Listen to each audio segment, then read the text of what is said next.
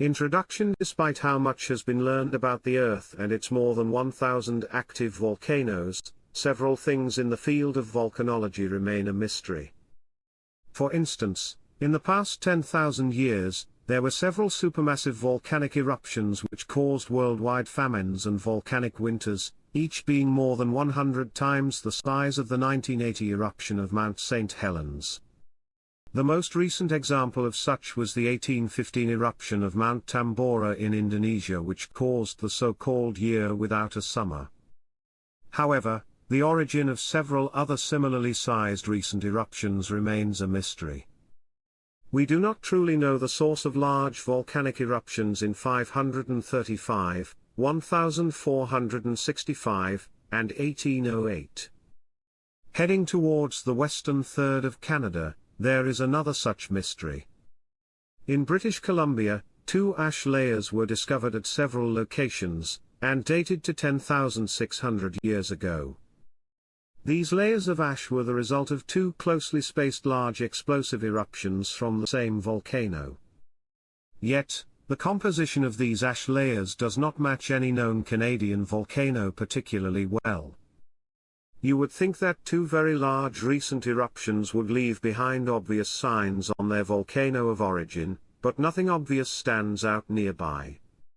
So, which volcano created these 2 mysterious eruptions, which would have been similar in size to the 1990 eruption of Mount Redoubt in Alaska? Location. The aforementioned sets of ash are referred to as the Finley tephras. They are found at several locations in far northern British Columbia, where they are spread across an area of at least 17,000 square kilometers. This section of Canada contains the most numerous and most active volcanoes in the country.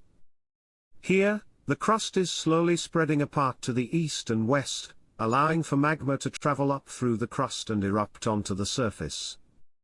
This has created 6 separate volcanoes which are close enough to be the source of this ash.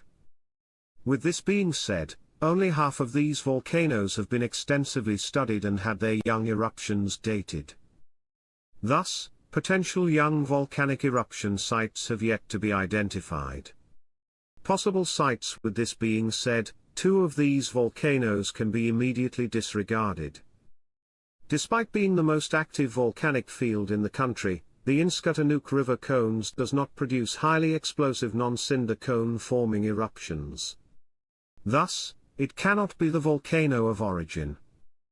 The second volcano, known as Hoodoo Mountain, seems at first like a close match, but cannot be the source of the ash as it was located beneath a thick glacier at the time of the eruption.